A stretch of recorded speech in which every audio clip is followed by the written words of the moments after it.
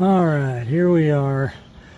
Give you a quick little rundown of what's going on here. As you can see, inside the fender well here of my 2018 GMC Denali HD L5P Duramax.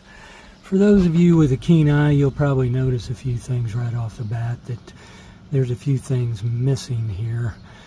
So my project and this ordeal is actually a little easier than some of y'all with the emissions stuff intact.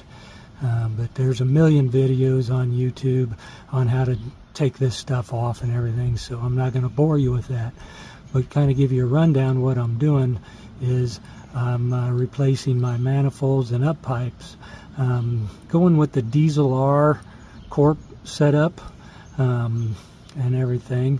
I've already removed the stock manifolds and the up pipes here on the passenger side. Had to pull my down pipe. Highly recommend that. Didn't really have to, but it sure makes things a lot easier. Then also already have the studs removed as well from the heads, because I'm going back with a set of PPE high performance studs as opposed to the factory studs that tend to rust and break off. So make things a little more secure and everything. But that's where we're at getting started and everything. I'm going to show you the difference between the two here in just a second. Alright, here we are. Right there on top we've got the original factory passenger side manifold and up pipe. To kind of give you an idea, you can see my EGR block plate, but the thing that I'm wanting to get away from is this right here. I want to get to where, you know, I don't have this swirling exhaust, have a much better flow through. You can see that, you know, the factory ones are, you know, adequate for what they do, but see how restrictive those up pipes are, you know, with the little squash side, and the bellows are, you know, quite limber and loose. Flanges are, you know, they're okay. I think they do the job and do what they're meant to do. But here we have the Diesel R Corp L5P high performance, no EGR provision manifold, as well as the up pipe that matches to it. But if you notice, you look at these flanges, they're much thicker, and look at the pipe itself, you know, larger, you know, pipe all around, much heftier bellow, you know, and a more flow through, no flat squashed piece. Again, much thicker flange, you know, better flange, thicker walls, and, you know, everything on the manifold. You can see the difference, you know, just in the, you know, size here. Much larger, more flow through, more rounded, you know, less restrictive, you know. And then look at the flanges and stuff as well. I mean, the flanges, you know, just heavier, thicker flanges, and just an all-around better product.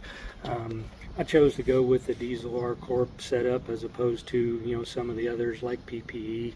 Not necessarily for price, but in case, you know, I haven't looked on their website recently, but these manifolds are on sale, $750 for the set. I mean, you can't beat that.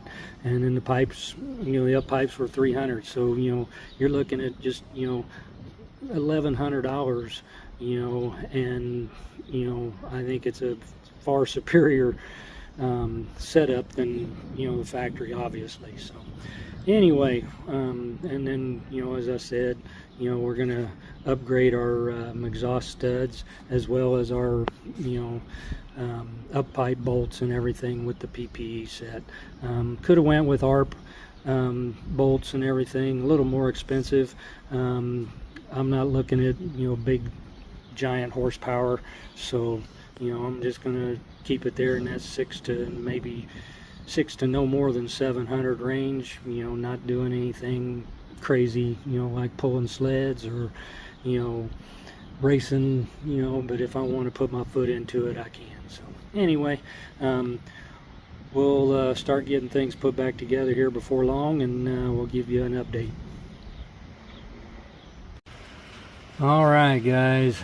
Oh man, here we are on the driver's side after getting manifold and up pipe out. As you can see, you're not going to get much out on this side. The up pipe, you're going to have to get it, finagle it, pushing from underneath, pulling a little bit from on top, and get that thing out. You're going to have to pull it across and either up and out the top. If you've got a weight loss on your truck, it's easier to pull it up out of the top over the back, as long as your down pipe is removed.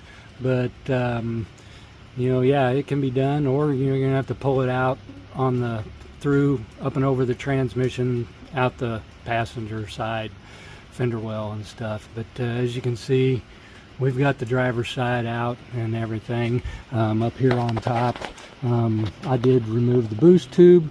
Much easier, gives you a little more room and stuff. But other than that, as you can see down in there, got plenty of room to get in and out. It's a little hard at my age to dive over the fender well and reach down in there, but hey, got to do what you got to do, right?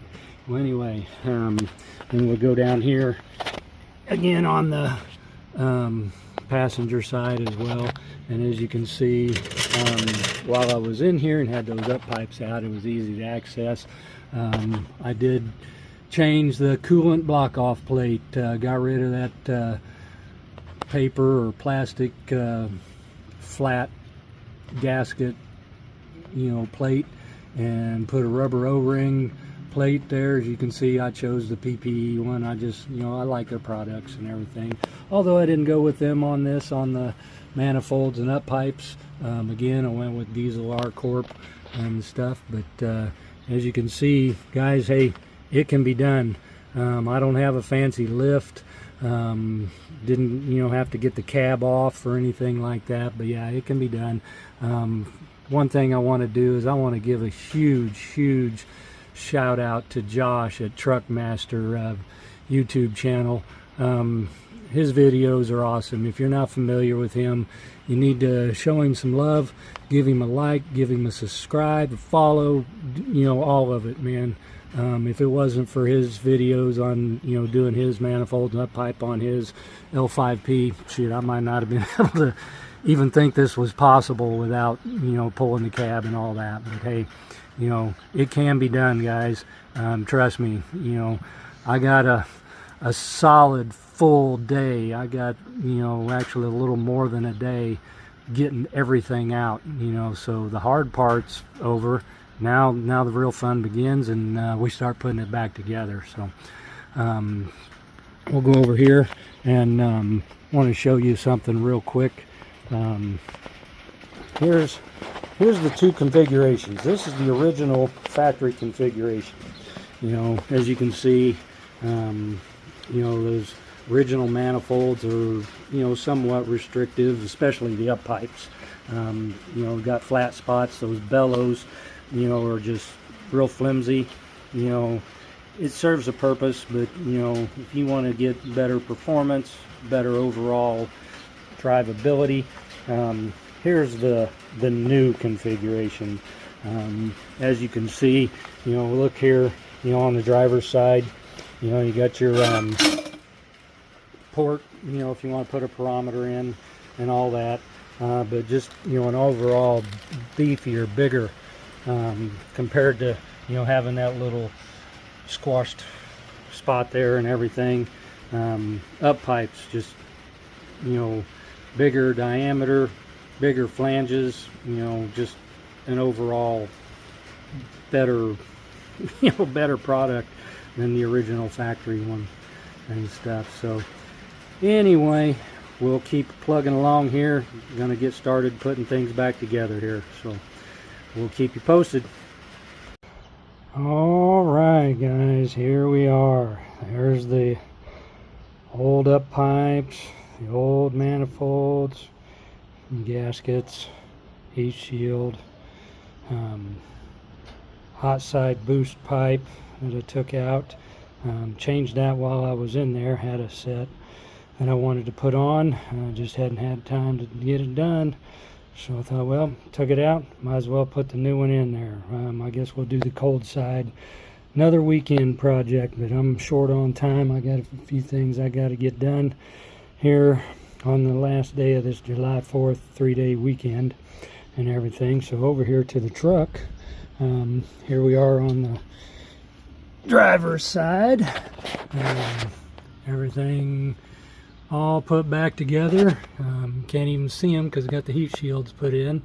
Looks like it did before. Nice new oversized S&B boost tube there. Thanks to those guys.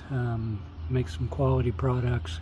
Truck already had a S&B air intake and a few other things on it when I got it, so I thought, well, hey, let's just make this thing breathe a little better and stuff. We'll go with the same product. So got the hot side boost tube replaced. Like I said, we'll do the cold side another time, but there's the driver's side. Just got to get the fender well liner put back in and tire it back on and get her off the jack stands and back on the ground and take her for a spin. So, and then here we are in the engine bay, kind of see a little bit there. There's the top of the new S&B boost tube.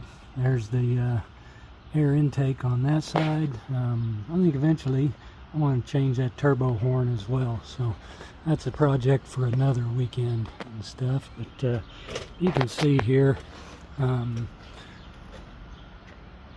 big old vacant hole here. The new downpipe and everything, but take a good look down in there. You can see those new up pipes. Oh, much bigger, much better airflow, just all around better.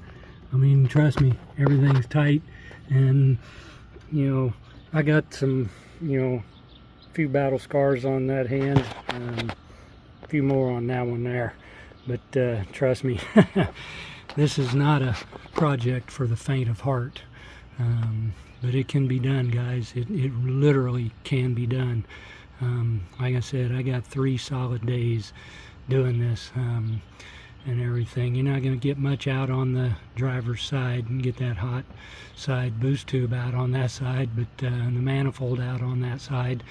But the up pipe and all that stuff you're going to have to bring in through the back there and bring everything out and put it back in from the passenger side fender well. So we'll go down there and take a look at what we got here and stuff. All right, here we are. You can see a little better here. There's the exhaust all hooked back up and everything. There's a shot up in through there, new boost tube, or not boost tube, excuse me, up pipe and everything. New manifold, got the heat shields back on and stuff, but everything went back together. And just so you know, this sensor here, you know, come out of the original manifold and goes right back into the new Diesel R Corp manifold. But one noticeable thing right there, what do you not see? It's not there anymore. No more air swirling, just nice smooth airflow and stuff. So we're gonna fire this baby up, and you guys will get to hear it and see it same time I do. So let's go over here to the truck. Let me grab the keys here and stuff. Got them on the table over here, but we're gonna fire it up and we're gonna see how she sounds. Already anticipating. Oh, in case you don't know it, if you want to get that manifold out on the driver's side, you're going to have to undo your steering and everything. So one of the things to make sure the steering wheel doesn't move is lock that sucker in with the seatbelt, just like that. And you can keep that thing from moving. So here we go. So far, so good.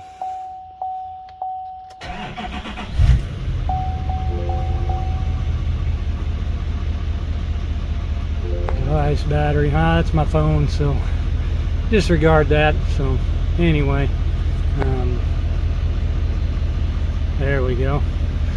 But, you can see that you know, the miles I've got on this truck and everything. I mean, she purrs like a kitten. Sounds good. I think she idles a lot smoother. Haven't took it for a spin or anything yet. Got to get the fender liners back in and get the tires and wheels back on and get her back on the ground, but we'll do that. But overall, hey, I'm pleased. We're gonna step around here and kind of listen, make sure we don't have any, I don't hear any exhaust leaks or anything. Sounding smooth. Way better idle. I just noticed that right off the bat. I mean, it's smooth sounding. Just really nice and stuff. But, yeah,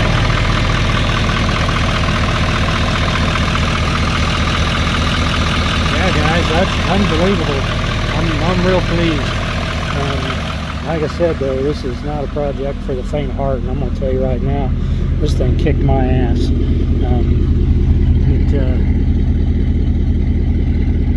Exhaust sounded good, nice thump to it.